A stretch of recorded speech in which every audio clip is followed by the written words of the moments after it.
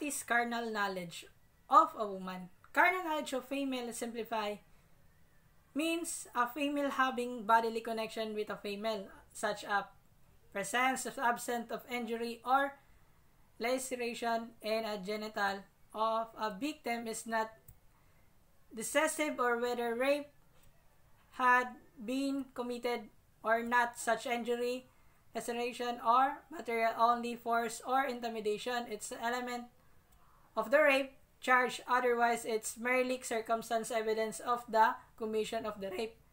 Rarely is a medical examination and medical certificate. The mere introduction of the penis into the labia majora of the victim genitals engenders the crime of rape. Hence, in she touching or entry of penis into the labia